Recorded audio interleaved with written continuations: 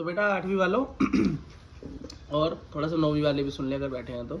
एक चर वाले रैखिक समीकरण। क्या? एक चर वाले रैखिक समीकरण।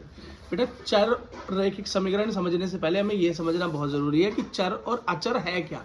ठीक, जिसे पता है अच्छी बात है, नहीं पता वो सीख लो। बेटा चर पद वो पद होता है जिसका मान बदलता रहे, जिसका मान बदलता रहे, वैल्यू चेंज होती रहे। ठीक है, क्या इसको इंग्लिश में वेरिएबल भी बोलते हैं। क्या? वेरिएबल भी बोलते हैं। ठीक है बेटा, अब एक चीज समझो, जैसे मैं मैथ में बोलता हूँ एक्स वाई जेड, कुछ भी इनमें से ले लेता हूँ। बेटा एक्स का कोई मान थोड़ी पता होता है हमें। अब मैं बोलूँ आपकी जेब में x रुपए पड़े हैं, तो x कितने रुपए हो सकते हैं? 10 भी हो सकते हैं, 0 भी हो सकते हैं, 100 भी हो सकते हैं, 20 भी हो सकते हैं, कुछ भी हो सकता है। तो इसका कोई फिक्स वैल्यू थोड़ी ना है, कोई मान थोड़ी ना है, कुछ भी मान हो सकता है इसका। तो कोई भी ऐसी वैल्यू, कोई भी ऐसा पद जिसकी हमें वैल्यू पता ना हो, मान पता ना हो, जिसका मान बदलता रहे, वो चर पद होता है। तो इसका ठीक उल्टा अचर पद होता है। क्या? अचर पद होता है, मतलब इसको इंग्लिश में हम कांस्टेंट कहते हैं। बेटा इसका मतलब होता है जो इसका ठीक उल्टा है वो चर का। तो चर तो है जिसका मान बदलता रहे, तो अचर क्या होगा? जिसका मान समान रहे, मान सेम वैल्यू, नो चेंज।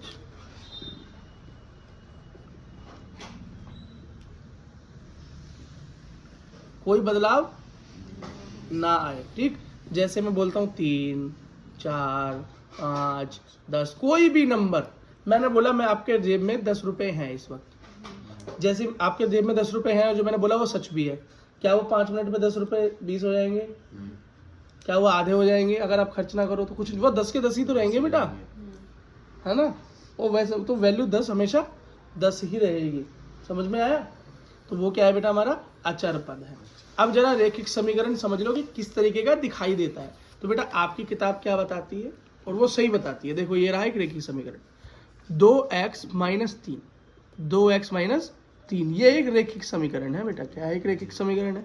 अब इसके अंदर क्या चर है क्या अचर है, ये जरा मैं आपको बता देता हूँ। तो ये लिख लो बेटा, देखो 2x माइनस 3 बराबर 7, यही है बेटा, पूरी तरीके से यही दिया हुआ है, बराबर 7। ठीक, अब इसके अंदर समझो बेटा, तो ये जो x है ये कौन सा पद है? ये चर पद है, क्योंकि इसकी वैल्यू हमें नहीं पता, कुछ भी हो सकती है इसकी वैल्यू, मान कुछ भी हो सकता है। लेकिन बेटा ये 2, ये 3, ये 7, ये क्या है? हमारे अचर पद। क्या है? अचर पद है। और ये बेटा इक्वल्स टू का साइन है, बराबर का साइन है, इक्वल्स टू का साइन है या बराबर का साइन है। बात समझ में आई? अब बेटा क्वेश्चन क्या बनता है आपका यहाँ से? आपका यहाँ से क्वेश्चन बनता है कि x का मान ज्ञात करो, find the value of x। x का मान क्या करें? ज्ञात करें। भैया x का मान निकाल के दिखाओ कि x है कितना।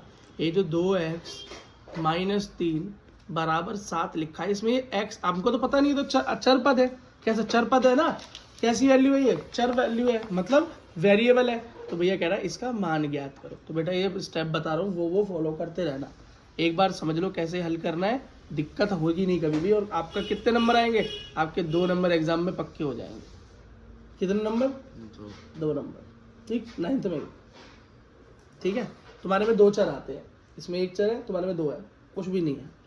ठीक, और उसमें क्या हो जाएगा? एक्स स्क्वायर और प्लस हो जाएगा साथ में, और कोई नई चीज नहीं है उसमें, सेम यही चीज है। तब बेटा जरा करके देखते हैं। याद रखना बेटा, हमको हल करने के लिए जिसका मान निकालना है उसे तो यहीं छोड़ देना, और बाकी सबको इस बराबर के उधर डाल देना।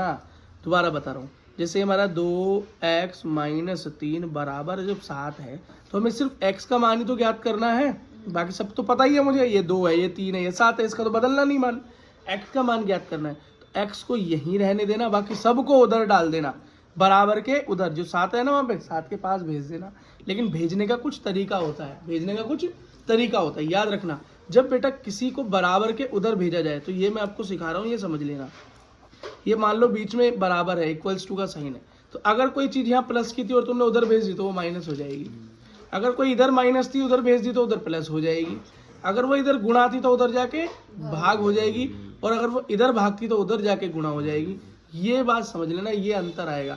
अगर ये चीज़ ध्यान रहेगी तो क्वेश्चन कभी गलत नहीं होगा। ठीक है, तो चलो जी इसको हल करते हैं। अब दोबारा देखो 2x माइनस 3 बराबर 7 को हल करो। ठीक है, तो सबसे पहले क्या करो, एक एक करके सामान उधर भेजना चालू करो, एक एक करके नंबर उधर भेजो, एक साथ मत भेजो नहीं तो गड़बड़ हो जाएगी। जब प्रैक्टिस बहुत अच्छी हो जाए तो एक एक करके भेजने लगना। सबसे पहले मैंने इस 3 को 7 के पास या बराबर से उधर भेज दिया। यहाँ ये 3 कैसा है, उधर जाएगा क्या हो जाएगा, प्लस 2x बराबर क्या हो गया, 7 प्लस 3 10 हो गया बेटा। अब ये बचा 2, अब इस 2 को उधर भेज दो। अब एक बात बताओ, ये 2 जो है ये x के साथ क्या है कर रहा है, जुड़ रहा है, घट रहा है, गुणा हो रहा है, क्या हो रहा है बेटा, गुणा हो रहा है। क्यों, इनके बीच में ना प्लस लग रहा ना माइनस लग रहा, बस और कुछ भी नहीं लग रहा, तो 2x लिखा है। तो बेटा जब इस तरह की कंडीशन होती है, जब कुछ ना लिखा हो तो हम मानते हैं, जब 2x लिखा है, 3x हो, 5x हो, कुछ भी हो, तो हम मानते हैं कि आपस में क्या हो रहे हैं, गुणा हो रहे हैं। और जो गुणा है वो उधर जाके क्या हो जाएगा, भाग हो जाएगा। तो ये किसके भाग हो जाएगा, यहाँ 10 है तो 10 के भाग में चला जाएगा। ठीक, अब 10 को 2 से भाग दो तो जरा क्या उत्तर आएगा इसका, 10 को 2 से भाग दो तो 2 पंजे 10, और ये आपका कट गया और आपका x का मान निकल कर आ गया 5, x बराबर 5 इसका मान आ गया। ये आपका आंसर हो गया। क्वेश्चन समझ में आया, करना आ गया। आप 2 नंबर पक्के हो गए जी आपके। अब जरा कुछ क्वेश्चन कर लेते हैं। आपका उदाहरण नंबर 1, उदाहरण नंबर 1 बुक के अंदर जो दिया हुआ है उसे सॉल्व करते हैं। उदाहरण नंबर 1 तो बेटा यही था, उदाहरण नंबर 1 कर लिया हमने। उदाहरण नंबर 2 देखो, उदाहरण नंबर 2 क्या है, 2y प्लस में 9 बराबर 4। यह उदाहरण नंबर, एग्जाम्पल लिख देता हूँ, एग्जाम्पल नंबर 2 NCERT। ठीक, सबसे पहले क्या करो, वही बराबर के उधर भेजो, y का मान ज्ञात करना है। तो अब x हो चाहे y हो चाहे z हो, कुछ भी ले सकता है इसके अंदर वो चरपद। ठीक है, अब 9 इधर प्लस का उधर जाएगा, क्या हो जाएगा, माइनस का 9 हो जाएगा। बात समझ में आ गई। काटो जरा, क्या उत्तर आएगा, 5। वो भी प्लस का कि माइनस का, माइनस का। क्यों बेटा, 4 और 9 में जब घट रहा है तो हम देखेंगे कि बड़ा कौन है, तो बड़ा 9 है, 9 के आगे क्या है, माइनस, तो आया माइनस का 5। अब उधर 2 को भी भेज दो तो ये क्या हो गया, -5।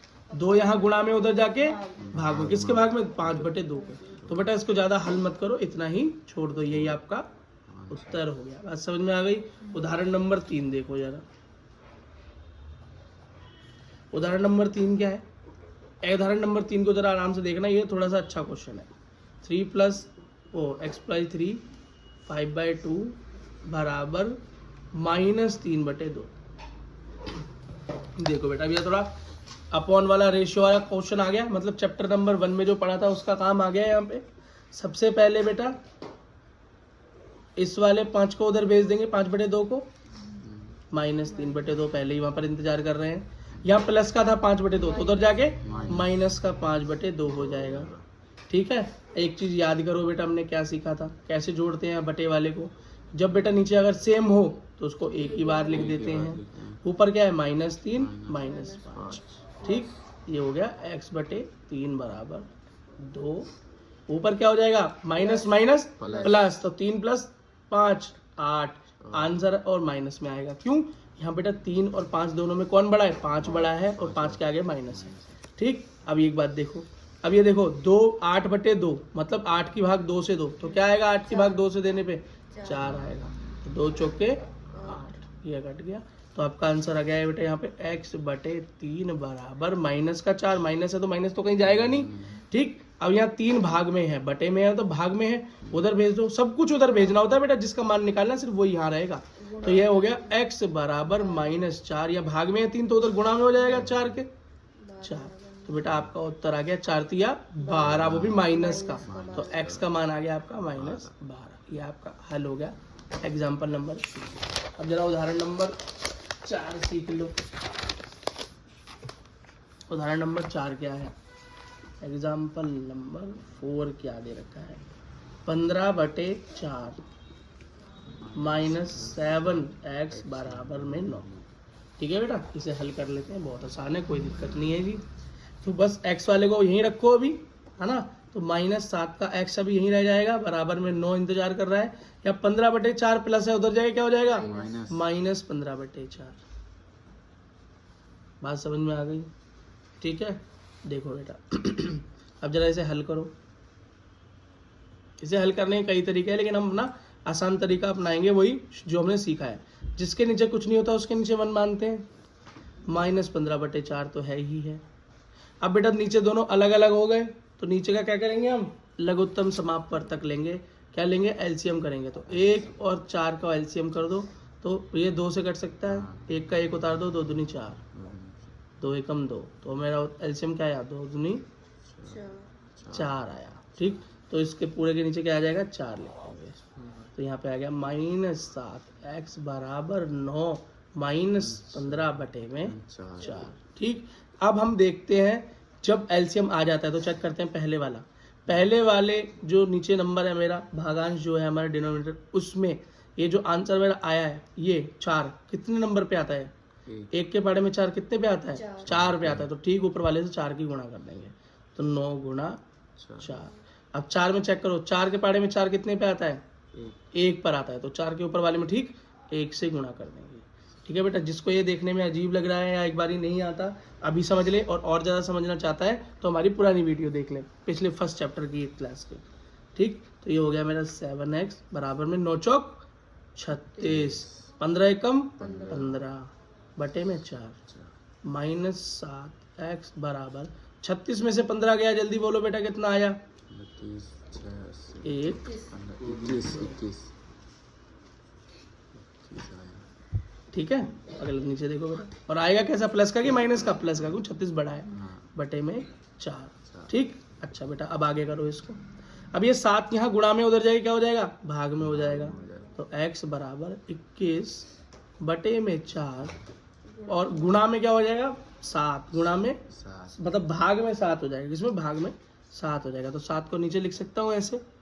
ठीक है, अब जरा इसे काटो, इसे काटो, तो बेटा 7 के पाड़े में देखो कुछ आ रहा है ऐसा, हाँ, तो 7 के पाड़े में 21 कितने पे आता है, 3 पे, तो 21, 7 या 21 पे कट गया, तो ऊपर क्या रह गया, 3, तो मेरा उत्तर आया 3/4।